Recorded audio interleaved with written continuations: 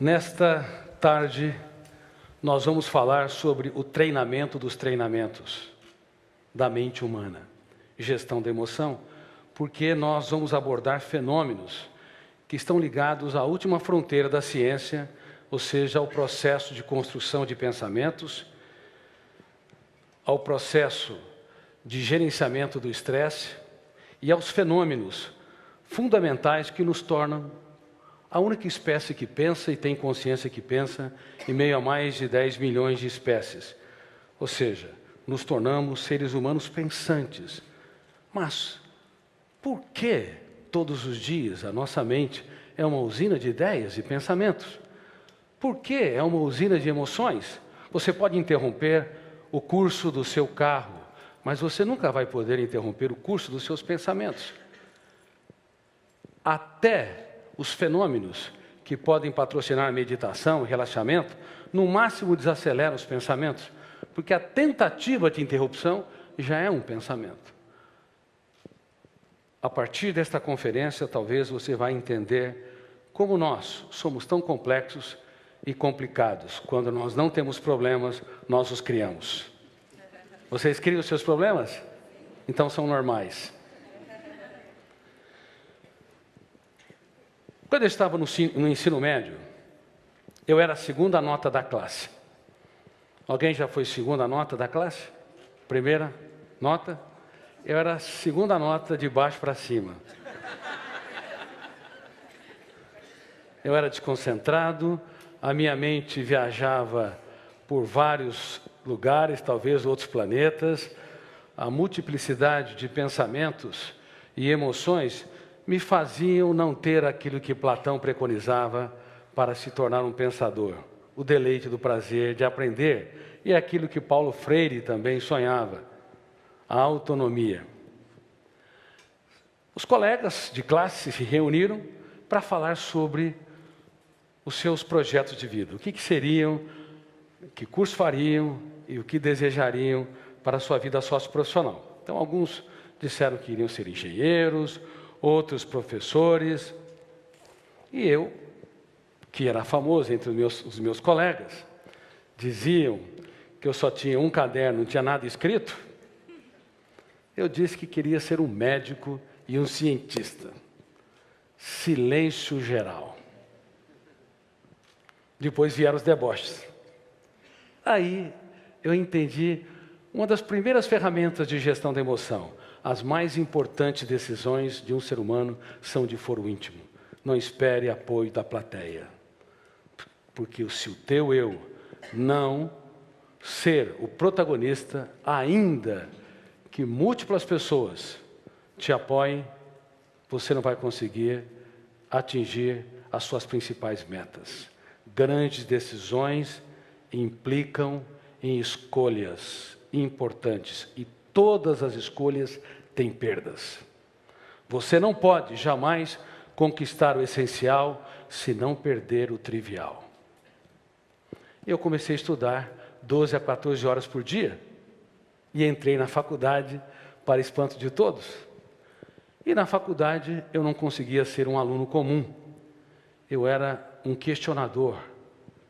Eu nunca conseguia aceitar as informações sem passar pelo crivo da minha crítica.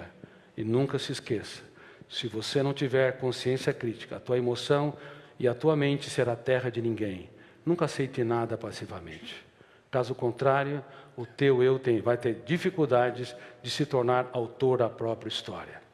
Muitas pessoas se sentem ofendidas, rejeitadas, criticadas, excluídas, não apenas porque existem estímulos estressantes, mas porque o seu eu não é protagonista. Elas compram aquilo que não lhes pertence. A sua mente é terra de ninguém.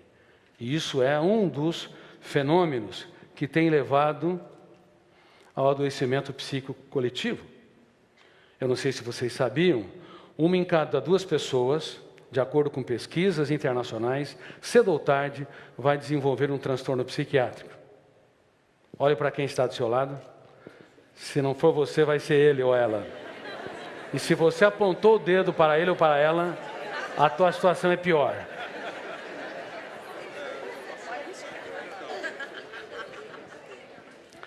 Mas vocês estão aqui para não ser nenhum dos dois, para usar técnicas ou ferramentas de gestão da emoção, para que você aprenda a escrever os capítulos mais importantes da sua história, nos momentos mais difíceis da sua vida. Eu tenho dito em mais de 70 países que eu sou publicado, que as sociedades modernas se converteram num manicômio global. O normal é ser estressado, irritadiço, tenso e ansioso. O anormal é ser tranquilo, sereno, fazer da vida um espetáculo único e imperdível. Queridos amigos, quando estava na faculdade, eu que era um jovem sociável, vários amigos, gostava de festas e jantares, fui abarcado pelo último estágio da dor humana, uma depressão do 2º para o 3º ano. E eu percebi que as lágrimas que nós não temos coragem de chorar são mais cálidas, densas e importantes do que aquelas que se encenam no teatro do rosto. Há muitas celebridades, e eu faço gestão da emoção com celebridades, às vezes, número 1, a primeira coisa que eu falo para ela, você está numa desvantagem emocional enorme, porque a emoção é democrática, está debaixo do holofote da mídia, nem de longe fomenta mais alegria, prazer, encantamento, capacidade de você se reinventar nas dificuldades. Ter não é ser. Se você é aplaudido, mas se não se aplaudir, você pode ser miserável no único lugar em que é inadmissível ser um paupérrimo. E eu não sabia me abraçar, me aplaudir, me proteger. Era sociável, mas era um miserável no teatro da minha emoção. E quem aqui tem esse índice de miserabilidade? Quem aqui tem um caso de amor com a sua saúde emocional? Quem tem seguro de vida aqui? Ou seguro de carro, ou seguro empresarial? Levante as mãos. Levante as mãos. Parabéns. Quem tem seguro emocional? Levante as mãos. Parabéns pela honestidade. Em todos os lugares é a mesma coisa. Dando conferências no Vale do Silício, treinando líderes nos Estados Unidos. Quem tem algum tipo de seguro? Claro, lá tem seguro até por acidente nas calçadas. Mas as pessoas não têm seguro emocional. Isso indica que a nossa espécie, ela de fato está adoecendo rápido e coletivamente. Ela é anacrônica, desinteligente, está no tempo da pedra em termos de gestão da emoção. Por isso que está havendo uma epidemia de suicídios, de depressão, de ansiedade, no mundo todo. Transtorno do pânico, doenças psicossomáticas, até cânceres. Por exemplo, na época que eu fazia faculdade de medicina, 1 em cada 20 pessoas desenvolvia um câncer. E nós esperávamos, no século XXI, controlando os fatores exógenos, tabagismo, alcoolismo, pesticidas, poluição ambiental, sobrariam os fatores endógenos, genéticos. E as estatísticas seriam generosas, 1 para 50, 1 para 100. E eu tenho alertado cientistas que nós mexemos na caixa preta do funcionamento da mente. Nós estamos em 1 para 4 e 1 para 5. 1 em cada 4 pessoas ou 5 pessoas vai desenvolver um tumor cancerígeno. E só os fatores genéticos e exógenos não explicam, e nem mesmo o envelhecimento da sociedade, a vida média se prolongando, não explicam por que células egoístas, que são as células cancerígenas, que querem ter voo solo, que não se preocupem com o equilíbrio e a homeostase do corpo, têm gerado tumores e têm levado a esse caos mundial. Nós temos que entender que uma mente esgotada, tensa, estressante, diminui a imunidade e também pode fomentar com que essas células apareçam em níveis que não apareciam no passado. Se proteger é muito importante. Gerir a sua emoção é a sua maior responsabilidade. Porque se você for irresponsável em preservar os recursos naturais do planeta emoção, você pode ser ótimo para a sociedade, será um carrasco de si mesmo. Eu dou treinamentos para executivos, quando eu tenho tempo, e meu tempo realmente é muito escasso. Mas muitos executivos dirigem empresas com milhares de profissionais, mas não aprenderam a dirigir a única empresa que não pode falir a mente humana. E no mundo todo, profissionais altamente competentes têm se tornado algozes de si mesmos. tem falido a empresa mental. E eu estava lá, na minha crise depressiva, e aprendi mais uma ferramenta de gestão da emoção que norteou a minha história. Ou a dor nos constrói ou nos destrói. E vocês já devem ter ouvido esta tese, que com o passar do tempo, as pessoas amadurecem. Com o passar do tempo, elas se tranquilizam, se tornam mais sábias. As dores, perdas e frustrações patrocinam uma personalidade mais equilibrada. Ledo engano. Se o nosso eu não aprender a proteger a nossa emoção, é muito fácil as nossas dores serem registradas como janelas traumáticas ou killer, asfixiando o prazer de viver. Frustrações, mágoas, decepções, traições não fomentam, não nutrem por si só a sabedoria, a capacidade de uma pessoa se reinventar, de ser líder de si mesmo, de aplaudir a vida. A tendência é ocorrer um registro na memória, involuntário e inconsciente, formando cárceres mentais. E na minha nova obra, que estou escrevendo, deve ser publicada em setembro, outubro, chamado Prisioneiros da Mente, e que deve se tornar um seriado internacional, eu digo que no cérebro humano há mais cárceres do que nas cidades mais violentas do mundo. E nós não sabíamos disso porque não havíamos estudado esta última fronteira da ciência, o mundo onde nascem os pensamentos, os tipos de pensamentos, a natureza dos pensamentos e a gestão dos pensamentos e das emoções. Freud, Piaget, Vygotsky, Kant, Arthur Schopenhauer, Sartre, Nietzsche, Merleau-Ponty, os grandes pensadores, brilhantes pensadores, usaram o pensamento pronto para produzir as suas teorias, mas não tiveram oportunidade de estudar o próprio pensamento, o que causou uma lacuna enorme na atualidade para desenvolver tanto a inteligência global como para desenvolver relações saudáveis, quanto para proteger a emoção humana. Hoje nós esperamos as pessoas adoecerem para depois tratá-las, o que é uma injustiça dantesca.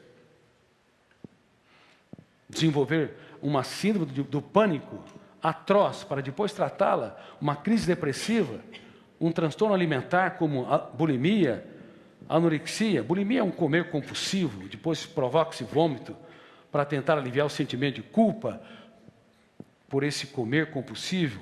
E a anorexia, patrocinada por uma distorção da autoimagem, pessoas com 30 quilos, com 1,60 m ou 70 de altura, a pele e ossos. Você pergunta, por que não come? Porque estou obesa. É uma distorção da autoimagem, são janelas traumáticas, são cárceres mentais que sequestram o eu, que representa a capacidade de escolha. A autodeterminação, sequestram no único lugar que ele deveria ser livre. E 3% da sociedade, no Brasil, cerca de 6 milhões de pessoas, pelo menos, apresentam transtornos alimentares. E há cerca de 70 milhões no mundo, um número maior do que aqueles que perderam suas vidas na Segunda Grande Guerra Mundial. E quase ninguém fala sobre isso. Sem falar da vigorexia, aquelas pessoas que têm complexo de inferioridade, uma autoestima fragmentada, um eu que não é líder de si mesmo, e tomam anabolizantes e malham nas academias sem nenhum controle para ter uma musculatura avantajada, tentando neutralizar os seus complexos. Queridos amigos, nós precisamos entender quem somos. Precisamos entender os bastidores da mente, minimamente. Por isso, com muita humildade, vocês estão aqui num treinamento dos treinamentos, e eu estou encarando cada um de vocês, não como meu espectador, mas como meus alunos. Aceitam? Ou querem ser espectadores passivos? Mais uma conferência de motivação. As minhas conferências não são de motivação, elas são de divulgação científica. Eu exijo muito que meus alunos penetrem em camadas mais profundas da sua própria mente para que eles nunca mais sejam os mesmos, desde que façam esse treinamento. Bom, se são meus alunos, eu sou um professor sério. Eu vou provocá-los durante todo o processo, como já estou fazendo. E provoco mais uma vez. Quem já escreveu a sua biografia aqui? Levante as mãos. Não? Errado. Todos vocês escreveram a sua biografia? Uma biografia não autorizada? Nas páginas do seu cérebro? Não sabíamos disso, porque não havíamos pesquisado que o registro na memória é automático e involuntário. Cada pensamento lúcido, você produz pensamento lúcido? É registrado. Cada pensamento estúpido, vocês o produzem? Quem é que faz o velório antes do tempo? Levante as mãos. Ou sofre por antecipação? Levante as mãos. Quantos pensamentos estúpidos? Claro, pensar no futuro é importante para você estabelecer estratégias para resolver seus problemas. Mas sofrer pelo futuro é uma atrocidade, é uma autoatrocidade que pessoas do mundo todo cometem. Aonde eu dou conferência? Na Sérvia, na Romênia, na Europa Oriental. Sérvia e Romênia estão lá, na Europa Ocidental, na América do Norte, na América Latina.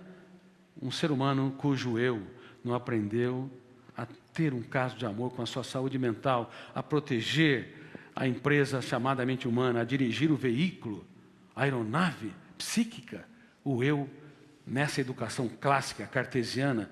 E quando eu falo educação clássica cartesiana, não estou envolvendo apenas o ensino fundamental, médio, universidade do Brasil, bem como pós-graduação, estou falando de toda a educação clássica do mundo. Ela está doente, formando pessoas doentes para uma sociedade doente. Mesmo as melhores universidades não ensinam minimamente que é um biógrafo no cérebro, que registra tudo automaticamente e que eu chamo de fenômeno RAM, registro automático da memória. Por exemplo, se você detesta alguém e quer vê-lo a quilômetros de distância da sua história, sinto muito, ele vai dormir com você. Por quê? Porque o fenômeno RAM, registro automático da memória, vai arquivá-lo e de maneira privilegiada, porque você rejeitou e não protegeu a emoção.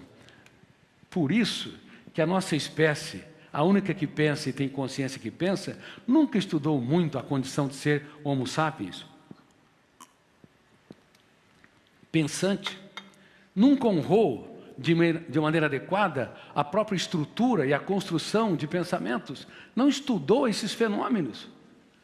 Não sabíamos que rejeitar uma pessoa, rejeitar uma ofensa, rejeitar um estímulo estressante, ou negar um problema, ou tentar se distrair, não resolve, porque o biógrafo, o fenômeno RAM, ele registra automaticamente. E toda rejeição aumenta o volume de tensão. E quando há um nível de tensão elevado, o registro é privilegiado,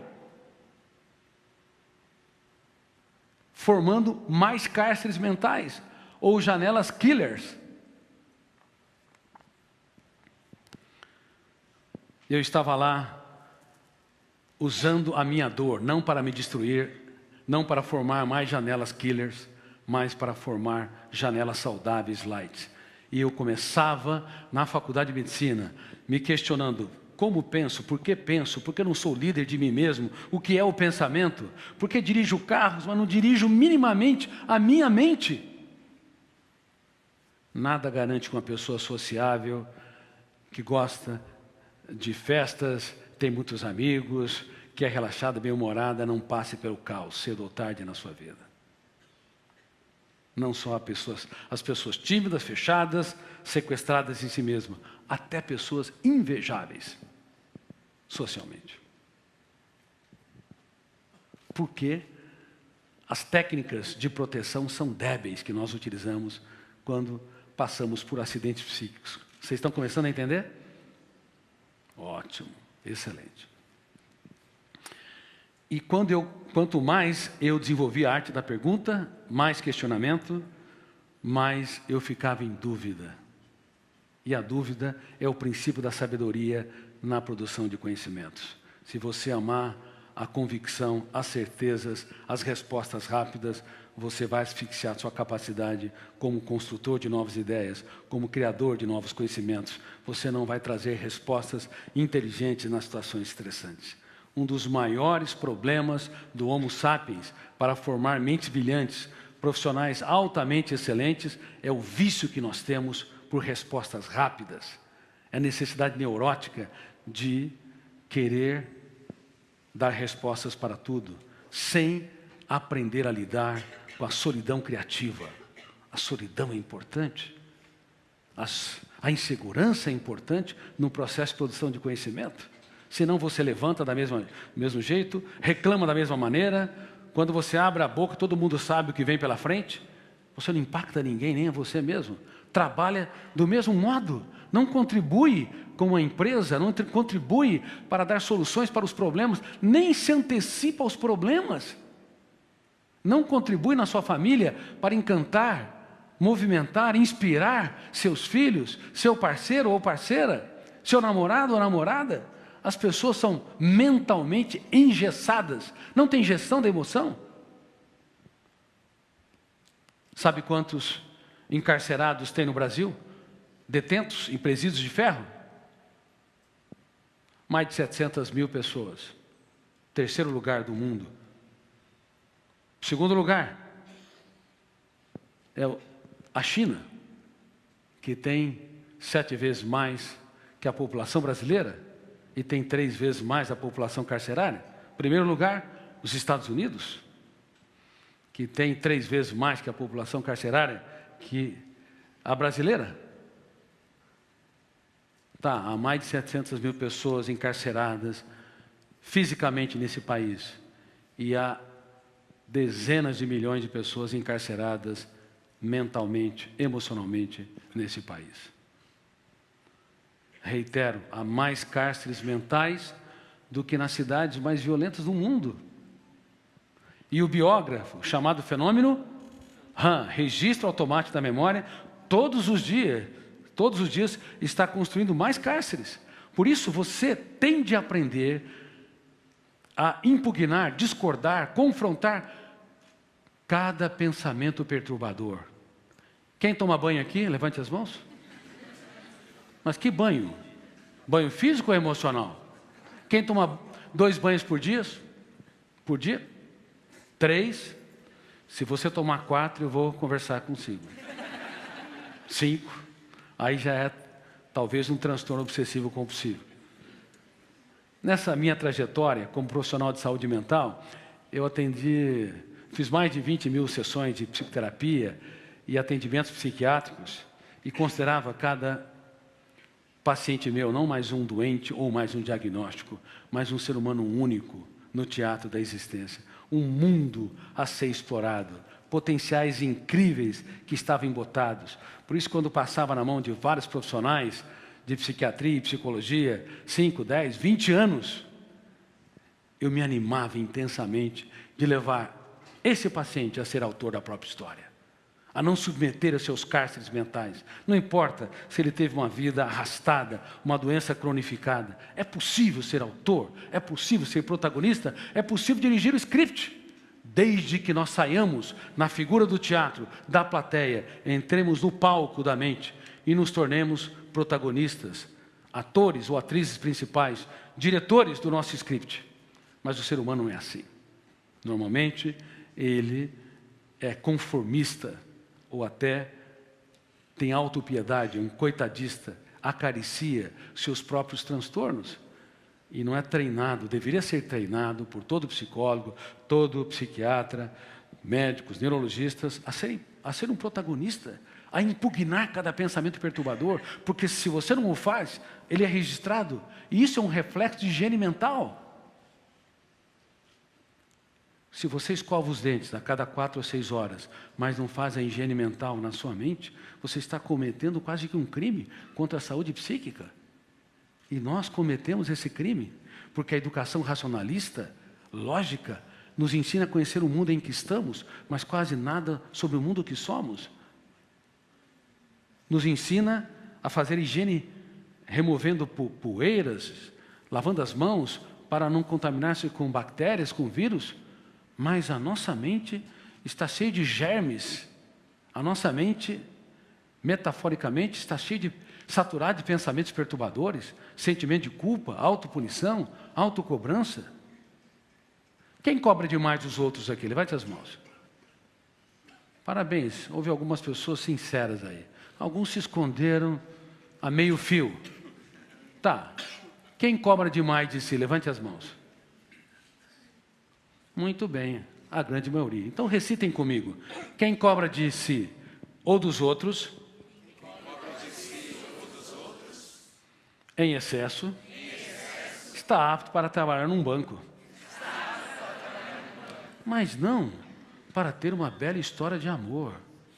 Porque se você cobra demais, você aciona o biógrafo inconsciente, chamado fenômeno registro automático da memória.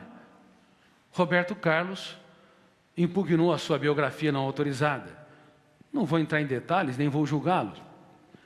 Não sei se ele não gostou do que escreveram, estava incorreto sobre a sua biografia, certas experiências, ou se ele não queria expressar ou deixar em público a sua intimidade.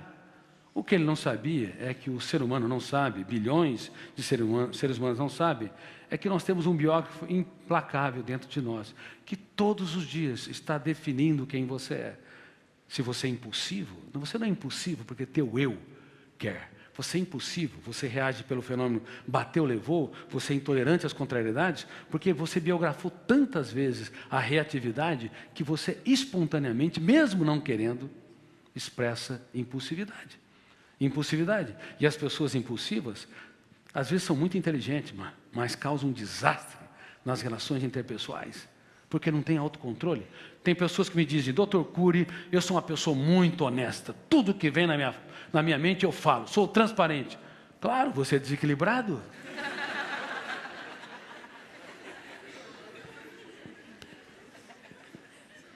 Pessoas assim machucam demais quem está ao seu redor, as pessoas mais íntimas. Esse tipo de transparência, na verdade, revela um descontrole atroz do eu como gestor da emoção, do eu como gestor da mente humana. E nós não sabíamos disso, porque não havíamos, mais uma vez, estudado essa complexa área. Uma pessoa que tem autocontrole não reage pelo fenômeno bateu, levou. Bateu, levou é ótimo para a física, péssimo para as relações humanas.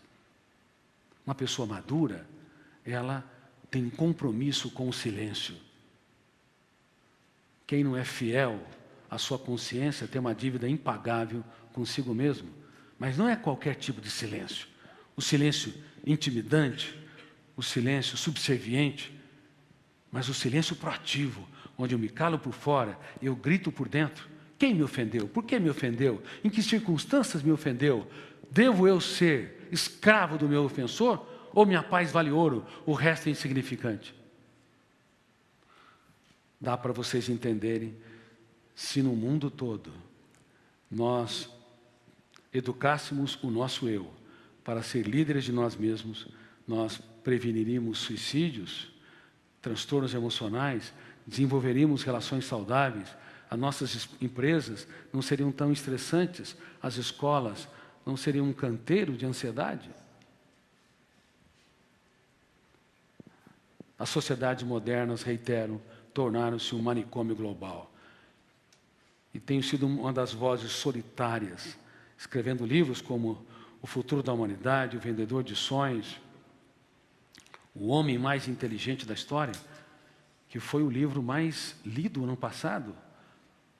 Esse romance psiquiátrico que fala de um personagem extremamente conhecido, mas pouco compreendido no funcionamento da sua mente, o mestre dos mestres. As religiões todas falharam em não estudar a mente de Jesus sobre os ângulos das ciências humanas. As universidades e as ciências como psicologia, a psiquiatria, a sociologia, a psicopedagogia, também falharam de maneira atroz, porque se intimidaram em não pesquisar a mente de um homem que escolheu 12 alunos que só lhe davam dores de cabeça. Pedro era hiperativo, tenso e ansioso. João, que todo mundo diz que era o mais amoroso, ele era bipolar. No momento era gentil, generoso, no outro queria eliminar quem não andava com seu mestre.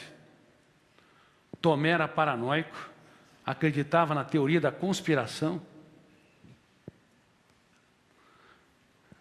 Mateus, se estivesse nos dias de hoje, talvez seria pego pela Lava Jato. E o melhor deles era Judas Iscariotes, o mais dosado, o mais sereno, com mais vocação social, mas que tinha um defeito na estrutura do eu. Seu eu não era gestor minimamente da sua emoção.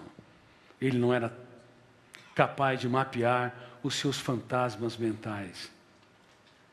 Portanto, não era autor da sua própria história. E uma pessoa que não mapeia a sua irritabilidade, a sua intolerância, a sua infantilidade, os seus medos, enfim, os seus conflitos, os levam para os seus túmulos. As pessoas que não mapeiam, não têm coragem de penetrar em camadas mais profundas da sua personalidade, preservam os seus cárceres mentais, suas janelas killers, ficam intocáveis. Serão tímidas ao longo de toda a vida, fóbicas, glossofobia, medo de falar em público ao longo de toda a vida, claustrofóbica, medo de lugar fechado ao longo de toda a sua história, terão medo do futuro, serão assombrados pelos seus fantasmas mentais. Não tenha medo da vida, tenha medo sim de não vivê-la de maneira inteligente. Não tenha medo de quem você é. Tenha medo, sim, de não se conhecer. Não tenha medo dos capítulos dramáticos. Tenha medo, sim, de não colocar vírgulas para escrever textos nobres em seus dias mais tristes. Bom, o homem mais inteligente da história usou essa estirpe de jovens que, como eu lhes disse, só lhes davam problemas. E ele produziu a maior startup mundial. Mudou a história da humanidade. Vocês teriam coragem de trabalhar com jovens arredios, tensos, ansiosos, escolhê-los, aqueles que estão no fim da fila, e fazer deles ícones capazes de reciclar todos os parâmetros da sociedade? O risco era grande. Ele, de fato, na minha opinião, eu que fui um dos maiores ateus que pisou nessa terra, quando eu estudei a mente desse homem, eu me curvei aos pés da sua inteligência. Eu entendi que nunca alguém tão grande se fez tão pequeno para tornar os pequenos grandes. Queridos amigos, como pode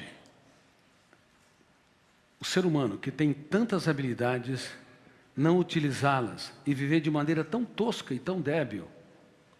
Como pode um ser humano que tem capacidade para libertar o seu imaginário e desenvolver conhecimentos e soluções incríveis, reagir pelo fenômeno ação e reação, comprar aquilo que não lhe pertence? Vocês teriam coragem de ir no supermercado e comprar alimentos putrefatos, ou com prazo, ou com data vencida de validade? Teriam coragem?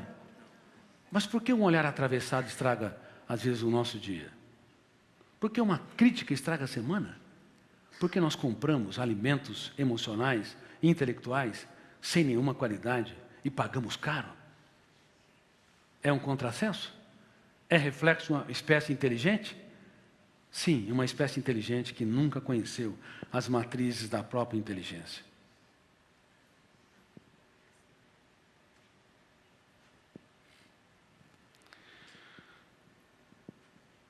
Quando eu estava no 4º ano, já tinha algumas centenas de páginas escritas. Aí levei a minha namorada, era muito duro, não tinha dinheiro, para tomar um suco.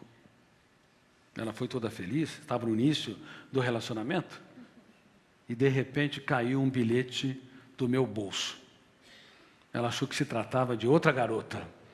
O que significa isso? Eu falei para ela: olha, eu não sou muito normal. Estou escrevendo uma teoria sobre o funcionamento da mente, porque eu observava o comportamento das pessoas, reações, atitudes, escrevia, percorria o mundo das ideias. E ela fazia o 2º ano de medicina, eu o 4º ano. O que um estudante de medicina tem a ver com estudar a mente humana, pensamentos, a construção das ideias, liderança sobre a psique? Parecia um delírio. Mas nunca se esqueça, uma vida sem sonhos é um céu sem estrelas, é uma manhã sem orvalhos, é uma mente sem criatividade. Sem sonhos, nos tornamos zumbis psíquicos. Vivemos porque estamos vivos. Muitas pessoas se deprimem, se angustiam, desenvolvem vazios existenciais ou sofrem de maneira atroz pelo futuro porque não conseguem usar a construção de pensamentos para ter projetos de vida. Eu vou dar uma lição muito importante para vocês aqui. A educação mundial, em todas as formações, desde a medicina, a psicologia, a engenharia, o direito, ela usa um tipo de pensamento chamado dialético para promover o processo educacional. O dialético copia os símbolos da língua. Você fala em português, outros falam em chinês, inglês, e as crianças surdas na linguagem Libras têm que ter o uso dos símbolos para patrocinar o pensamento mais lógico. Só que nós não sabíamos, agora nós sabemos, que é um outro tipo de pensamento, e eu estudei isso sistematicamente, que é muito mais complexo que o pensamento dialético. É o antidialético, é rebelde aos símbolos. E nenhum dos dois pensamentos podem ser controlados. Como ele disse, existe uma construção contínua de ideias, de imagens mentais, de pensamentos.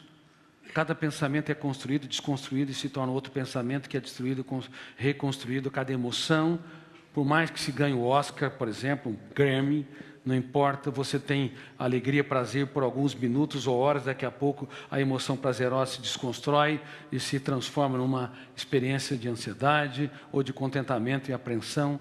É ininterrupto o processo até quando nós dormimos. Por isso que nós sonhamos. Você, no máximo, pode dar direção inteligente, lúcida, gestão para os pensamentos e emoções, mas você não pode interromper. Agora eu te pergunto, uma criança, antes de entrar na escola, pergunta muito ou pouco? Muito. Porque qual pensamento ela liberta de maneira mais intensa? O dialético, o lógico ou o antidialético, imaginário? Qual? O antidialético. E depois que ela entra na escola, ela pergunta muito ou pouco? Com o passar do tempo, ela pergunta muito menos. Na universidade, a maioria dos alunos são calados. Uma pedagogia atroz, insana, quando deveria ser um debate de ideias. A educação intoxica, nos intoxica, intoxica os nossos filhos com o pensamento dialético. Agora, eu te pergunto, sofrer pelo futuro é um pensamento complexo ou não? Muito complexo, de extrema complexidade e sofisticação, porque você antecipa o futuro inexistente e asfixia o seu presente. Precisa de qual pensamento? O lógico dialético ou o antidialético imaginário para ser produzido? Vocês estão entendendo? A última fronteira do psiquismo humano. O sentimento de culpa, ele é um pensamento, ainda que produza dor, dialético ou antidialético? Antidialético é complexo. Você se culpar, se diminuir. Vocês acham que um dia um robô ou a inteligência artificial, por mais avançada que seja, desenvolverá sentimento de culpa? Nunca. Nunca. Todos estão fascinados com a inteligência artificial, mas nenhum computador, nenhum robô sentirá solidão, nenhum robô sentirá sentimento de culpa, nenhum robô terá necessidade de trocar experiências, passará por níveis de ansiedade, de autopunição, autocobrança. São atributos da nossa mente complexa e são patrocinadas em destaque pelo pensamento imaginário, rebelde às convenções do conhecimento, à lógica ou o pensamento antidialético. Eu quero te dizer, se você não aprender a gerir os pensamentos antidialéticos e imaginários para construir projetos de vida, você vai desenvolvê-lo para produzir os seus cárceres mentais. Há pessoas que têm todos os motivos para ser felizes, mas são tristes, são deprimidas, são angustiadas. Conhece pessoas assim? Elas sofrem por coisas que não aconteceram, se perturbam por problemas que só estão na mente delas. São pessimistas, mórbidas, hipersensíveis, pequenos problemas têm um impacto muito grande. Elas são complexas? Sim, são complexas, mas porque nunca aprenderam a impugnar cada pensamento, o seu eu nunca aprendeu a desenvolver a arte da dúvida, da crítica e da determinação, DCD, duvidar de tudo aquilo que me controla, criticar cada ideia perturbadora e determinar ser livre várias vezes por dia, assim como você usa uma escova de dentes para fazer higiene bucal, você tem que usar a técnica do DCD para fazer a higiene mental. E não se sabia disso. E nós não fazemos higiene mental no mundo todo. Toma-se banho algumas vezes por dia. Eu já tive pacientes que tomavam 40 banhos por dia. Era escravo do processo obsessivo-compulsivo. Mas nós não ensinamos nossos filhos que estão desenvolvendo tantos pensamentos perturbadores que vocês nem imaginam. Não ensinamos minimamente eles a impugnarem, discordarem, confrontarem. Por isso que eu tenho falado para plateias de juízes, magistrados, plateias e mais plateias, que estamos assistindo um assassinato coletivo da infância no mundo todo. As crianças têm tempo para tudo, mas não têm tempo para ter infância, para brincar, se reinventar e para desenvolver um eu protagonista da sua própria história. Um eu que duvida de tudo que controla, que critica o lixo mental e determina se reinventar. Aprende-se matemática, física, química, biologia, competências técnicas, mas fica intocável o único lugar que nós deveríamos ser líderes de nós mesmos. E por isso que há muitos miseráveis morando em palácios. Já tratei de pessoas multimilionárias, mas que empobreceram num único lugar que é inadmissível ser pobre dentro de si mesmo, porque era escravo dos seus pensamentos dialéticos e antidialéticos. Queridos amigos, no 6º ano, quando caiu aquele bilhete, eu falei para minha esposa que não era muito normal, ela apostou no relacionamento, nós não nos separamos, e no 6º ano eu tinha 400 páginas, procurei uma editora. Sabe quantas queriam publicar meu livro? Nenhuma. Aí eu resolvi trabalhar e ir atrás do sucesso. Logo me tornei consultor do jornal Folha de São Paulo, fazia matéria em várias redes de TV e percebi que estava atraindo o meu sonho.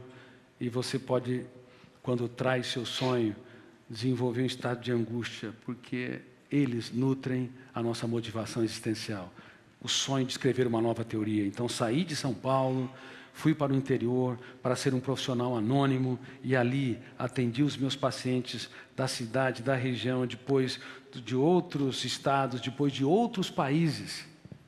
E nos intervalos, nos feriados, nos finais de semana escrevi a teoria. Agora passaram-se cerca de 25 anos, 3.000 páginas. Quem vai publicar um livro tão grande? Resumi o livro e procurei outras editoras e mais uma vez eu percebi que se você não tiver um sonho que te controla, aquele sonho não é um projeto, é um desejo. Desejo não resiste ao calor dos problemas na segunda-feira. Desejo não consegue suportar as intempéries, as vaias, as críticas e as rejeições. Só os sonhos são capazes de nos controlar. E principalmente os sonhos que te levam você a dar o melhor de si para que a humanidade, para que a sociedade seja mais generosa, altruísta e solidária. E aí uma editora apostou no projeto, eu publiquei, tive que reciclar 500 termos, porque estava muito difícil de compreender o livro, publiquei o livro Inteligência Multifocal. Fiquei feliz por um lado, por outro lado triste, porque apesar de ter reciclado 500 termos, quase ninguém entendeu o que eu escrevia. E eu tive que, mais uma vez, gerir a minha emoção para sobreviver. Ou desistia ou transformava o complexo no simples, o que é muito difícil. Então, eu escrevi e reescrevia cerca de 10 vezes cada uma das minhas obras. E o tempo passou. Hoje são 50 livros. E vocês sabem o resultado, com muita humildade, sem nenhuma ostentação. Eu tenho sido o autor mais lido do Brasil nos últimos 20 anos. Mas qual que é o meu alicerce? Não são os aplausos que eu recebo. São as perdas que eu sofri. As lágrimas que eu chorei, que eu nunca tive coragem de chorar. Os meus fracassos nunca desprezam as raízes que constituem a tua personalidade. Porque elas é que patrocinam as suas primaveras e as suas flores. Produzir pesquisas, conhecimentos, num país que não valoriza seus cientistas, e ainda mais ciência básica, é uma tarefa árdua, mas vale a pena. E lembre-se do que eu lhes contei da minha história. Eu era a segunda nota da classe, de baixo para cima.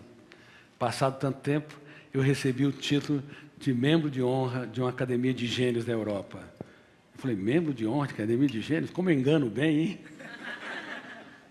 Chega num momento que não importa os títulos, o que importa é quem você é. Nunca perca a sua essência, porque ela é a que pode abrir as portas para você realizar coisas incríveis, para contribuir com a sociedade e para reciclar a sua própria história. E dentro de toda essa produção de conhecimento, eu descobri algumas síndromes. Uma delas é a síndrome do pensamento acelerado.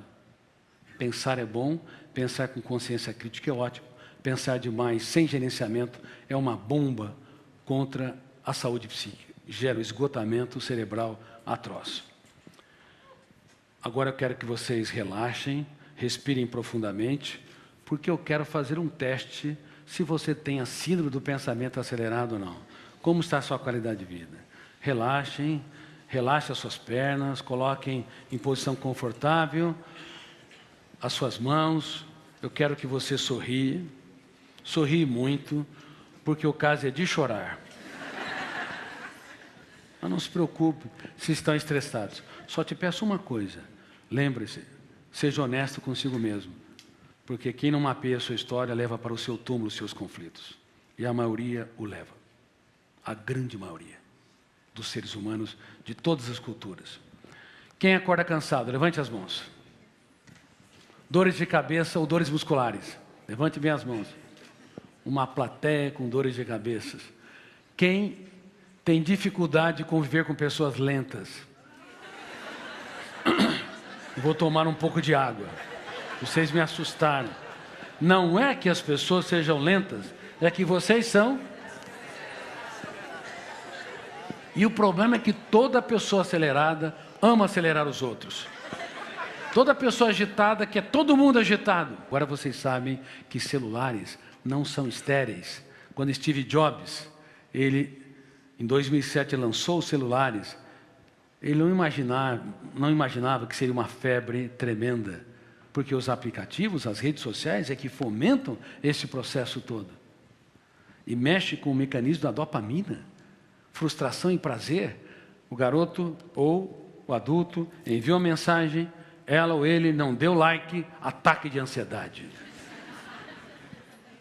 Antigamente, existiam ciúmes. Nós esperávamos que no século XXI, ciúmes não existisse, porque as pessoas são mais livres, mais tranquilas, redes sociais, muitos amigos. Mas como ela não dá like, antigamente no telefone fixo, falava-se a cada 15 dias com ela ou com ele, agora cada minuto quer saber onde está. Há uma atrocidade, um controle atroz. O ciúmes voltou com toda a carga na atualidade. Pessoas que não sabem sofrer uma ruptura. E principalmente mulheres. Vocês têm que ser apaixonadas pela vida, porque, sinceramente, vocês representam o que há de melhor na humanidade. São mais inteligentes, altruístas e solidários. Mas inventaram o cartão de crédito. Brincadeira à parte, mas falando sério, nunca tente neutralizar a sua ansiedade através da compra, e muita gente o faz. Porque isso gera mais janelas traumáticas, killer, que mais encarcera o ser humano. Queridos amigos, se uma criança de 7 anos de idade tem mais informações que o imperador romano, imagine você.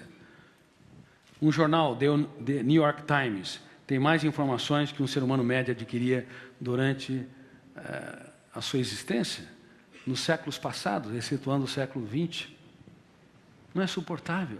O biógrafo satura o cérebro e estimula o gatilho da memória, que é um copiloto do eu, detona o gatilho. Enquanto vocês estão me ouvindo, o gatilho está sendo disparado, abre janela, segundo o copiloto. Se encontra uma janela killer, a âncora fecha o circuito da memória, terceiro copiloto inconsciente, e naquele momento que fechou o circuito, nós deixamos de ser homo sapiens, nos tornamos homos bios, animais, agredimos, reagimos, punimos, nos autopunimos, ou seja, não temos nenhuma gestão de emoção. Então, quando o gatilho dispara, primeiro o copiloto abre janelas killer, o risco da âncora fechar o circuito e milhares de janelas com milhões de dados não serem acessados é alto. Por isso que os pais perdem os seus filhos. Eles são deselegantes, julgam, criticam e não abraçam, não sabe apoiar quem falhou, não sabe dizer, eu aposto em você apesar da sua dificuldade. E é por isso que, sem gestão de emoção, os casais começam o seu relacionamento no céu do afeto e o terminam no inferno dos atritos. Vinícius de Moraes, na sua tese poética, disse que o amor seja eterno enquanto dure. Por isso que ele teve mais de 6 esposas. Se você confiar apenas na emoção para patrocinar um relacionamento estável, você não tem sustentabilidade. Porque o amor verdadeiro precisa de admiração. E a admiração precisa que você elogie mais e critique menos. Apoie os sonhos, não seja controlado pelos ciúmes. O amor exige que você dê liberdade para existir aprofundamento nas raízes. O amor exige que você se torne um inspirador de quem você ama. Porque se você é um apontador de falhas, você é um construtor de janelas killer, que destrói quem você mais ama. As pessoas não sabem amar na sociedade. Elas amam com emoção, não amam com inteligência global, com gestão da emoção. E é mais fácil nutrir o amor do que se imagina, desde que o nosso eu pare com essa necessidade neurótica de criticar, apontar falha, de excluir e assim por diante. E começa a ser fã. Vocês devem ser fã, não de atores ou atrizes, não de cantores, ícones ou intelectuais, fã dos seus filhos, fã da sua parceira, do seu parceiro. Eles são nossas verdadeiras celebridades. É muito importante que se saiba disso. Mas as pessoas com as quais convivemos estão lá todos os dias e nós nunca as aplaudimos. Não somos ávidos a dizer, olha, eu sou apaixonado por você, parabéns, você é incrível. Não sabemos usar o biógrafo inconsciente a arquivar janelas, killers ou lights? Lights, saudáveis. E ainda queremos que o amor seja sustentável, é impossível. Nossa espécie, reitero, não sabe ter um amor inteligente. Bom, eu falei de uma série de sintomas, indicando que vocês estão com a síndrome do pensamento acelerado. Mais um sintoma importante. Quem tem dificuldade de dormir aqui? Levante as mãos. Muita gente. Quem tem déficit de memória ou esquecimento? Eu vou ter que te internar.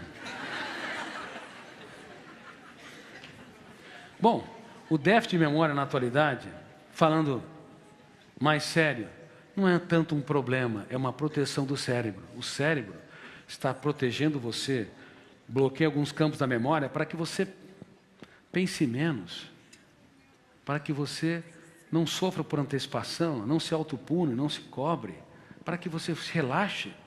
Por isso que nós esquecemos as pessoas, nome de pessoas, esquecemos certos eventos, certos detalhes. Da próxima vez que você estiver esquecido, não reclame, é teu cérebro tentando te proteger. E não procure um médico para esse esquecimento corriqueiro, porque ele deve estar esquecido também. Quais são os níveis da síndrome SPA? Vou falar rapidamente. Primeiro nível, aquela pessoa que pega o controle da TV, deixa todo mundo maluco. Segundo nível, é aquela pessoa que pega um jornal ou um livro, parece um excelente leitor, mas começa de trás para frente. Não tem paciência de seguir a rotina. Terceiro nível, é aquela pessoa que prepara as suas férias. 10 meses antes. Porque as últimas férias não relaxou. Quarto nível é aquela pessoa que não vê a hora de se aposentar. Eu não aguento mais o meu ambiente de trabalho. Mas quando se aposenta, cai em depressão. Porque só sabe viver em tempos de batalha. Não sabe viver em tempo de paz. Tem paz por fora, mas a sua mente vive em guerras. Gatilho detona, abre janelas várias vezes, milhares de vezes por dia, produz pensamentos perturbadores, a âncora se instala, fecha o circuito da memória. É uma pessoa que não apenas agride quem está ao seu redor, mas é um carrasco de si mesmo, está sempre se agredindo, pessimista, não é alguém bem-humorado, que relaxa, que brinca com a existência, não sabe que a vida é dramaticamente breve para ser vivida e paradoxalmente longa para se errar, e erra consigo. Bom, eu vou encerrar minha conferência. Querem? Eu vou falar mais 3 fenômenos vitais de gestão da emoção para que vocês construam relações saudáveis consigo e com os outros. Repita comigo: ser agradável, admirável e surpreendente. Quem que é agradável aqui? Levante as mãos. Parabéns, tem alguns ousados aqui. Vamos ver se ao término da minha exposição alguém sobra. Até agora, em todos os lugares que eu dei conferência, ninguém conseguiu manter no score. Uma pessoa agradável não eleva o tom de voz quando alguém eleva o tom de voz. Ela é delicada, ela é generosa. Uma pessoa, tem alguém agradável aqui? Uma pessoa agradável diminuiu já uns 80%. Uma pessoa agradável não compra aquilo que não lhe pertence. Alguém ofendeu, criticou, rejeitou. Minha paz vale ouro. O resto é insignificante. É um consumidor emocional responsável. Uma pessoa agradável também não fica criticando, desferindo golpes, apontando falhas ao seu redor, mas é ávido em celebrar acertos. Uma pessoa agradável celebra acertos todos os dias em relação às pessoas que convivem. Mas tem mulheres que me dizem: Dr. Cury, casei com um homem muito ansioso, até exagerando muito. Pense numa pessoa complicada, eu dou um passo para trás. Se você conviver com esse homem 5 minutos, você também vai ter um ataque de ansiedade. Aí eu me aproximo dela e falo: minha filha ou minhas filhas, se vocês escolheram parceiros tão complicados, vocês não devem ser tão fáceis. Porque os semelhantes se atraem. E esses homens eles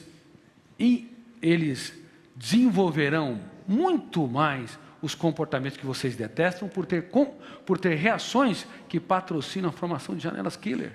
Ou seja, vocês também são a causa, sem perceber, da ansiedade, do descontrole, da irritabilidade deles. Não há santo nessa história. Quando 2 pessoas se escolhem, aí ensino as técnicas. Ser agradável. Aí passo adiante. Uma pessoa agradável, ela não repete 2 vezes a mesma coisa quando corrige alguém. Eu nem vou perguntar aqui quem repete 2 vezes. Porque eu não encontrei uma pessoa que é plenamente equilibrada diante de determinadas pessoas teimosas. Quem já tentou mudar uma pessoa teimosa, que levante as mãos? Recitem comigo então. Ninguém muda ninguém. Eu tenho o poder de piorar os outros, mas não de mudá-los.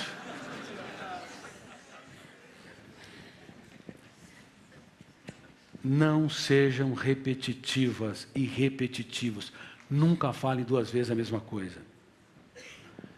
Vou fazer uma brincadeira e quero que vocês recitem de novo. Estou provocando vocês.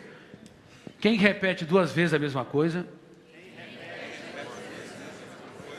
é um pouco chato. 3 vezes, medianamente chato. 4 vezes ou mais é insuportável. Está cheio de maridos insuportáveis, esposas insuportáveis, pais insuportáveis, professores, colegas de trabalho. Gente, nós temos que aprender a dançar a valsa da vida com a mente desengessada, libertar o pensamento mais complexo, o antidialético, para dar respostas inteligentes nas situações estressantes. Sejam agradáveis, porque se vocês tiverem essa agenda, vocês não causam admiração, vocês não impactam, vocês não inspiram. Tem alguém agradável aqui? Admirável.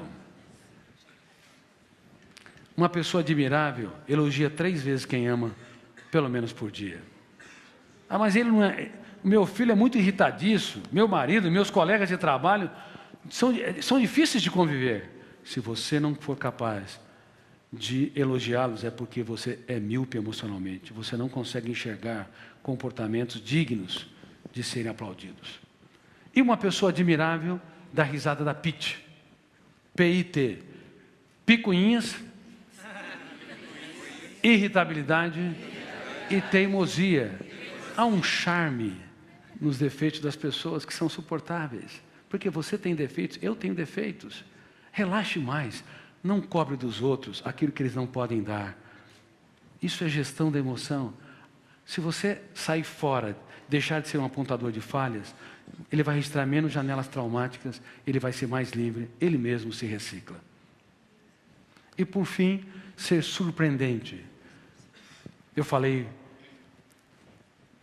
para uma daquelas mulheres que dizem que seu marido é insuportável. Diga palavras nunca ditas. Por exemplo, faça uma festa de aniversário para ele, fora de data. Mas, doutor Cury, isso é incrível. Eu sei que é. Surpreenda esse homem. E aí, ela fez uma festa de aniversário e cantou os parabéns para aquele homem. E aquele homem não sabia o que estava ocorrendo. Após terminar, estava entalado uma pergunta. Meu bem, você está ficando louca? Um surto psicótico? Aí ela se aproxima dele e fala, eu não estou ficando louca, querido. Faz muito tempo que ela não falava a palavra querido. Eu estou cantando os parabéns porque de todas as coisas que eu conquistei na vida, você é a melhor delas. Obrigada por existir. Dê parabéns fora de data, dê flores fora de data, faça elogios únicos, abrace quem está ao seu redor, inspire, instigue, provoque a inteligência. Isso é gestão da emoção. E ao mesmo tempo, se abrace. Não tenha ciúmes. Sabe qual que é a técnica, qual que é a tese mais incrível de ciúmes em relação à gestão da emoção? Ciúmes é saudade de mim. Eu exijo do outro a atenção que não dou para mim. E devido à quantidade de sintomas psíquicos e psicossomáticos que vocês estão apresentando, vocês se abandonaram. Vocês podem ser ótimos para a sociedade, mas não têm tido um caso de amor com a sua saúde emocional. Por isso, eu encerro esta minha conferência pedindo que vocês dêem um abraço em você e permaneça abraçado. Tem gente aqui que nunca se abraçou. E digo essas palavras, eu te estresso, te causo muitos problemas, esqueço de você ao longo da minha história,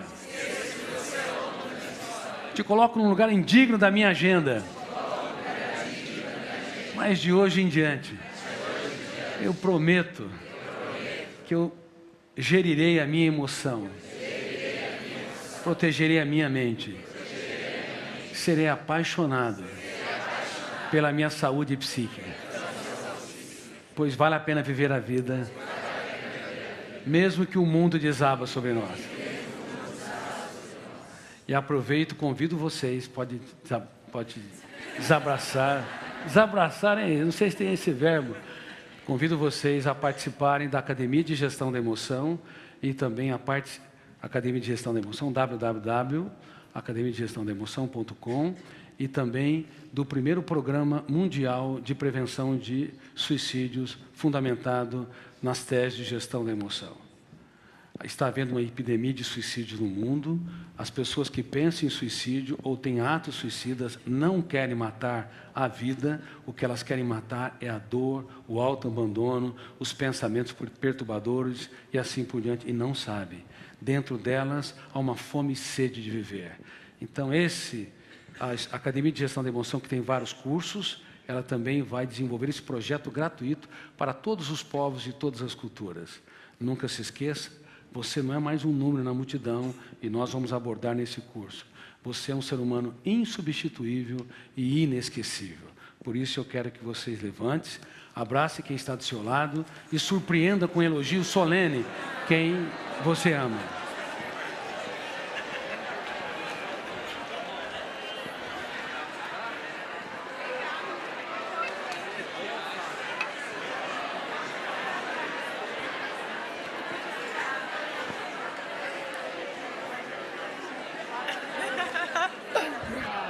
Obrigado, você também.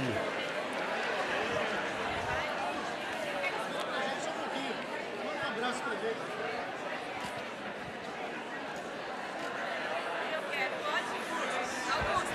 Que vocês sejam sonhadores. E se sonharem, não tenham medo de falhar. E se falharem, não tenham medo de chorar. E se chorarem, repensem as suas vidas. Mas nunca desistam de si mesmos, jamais. Lutem pelos seus sonhos e jamais desistam também das pessoas que vocês amam, porque são seres humanos únicos no teatro da existência. Muito obrigado por existir.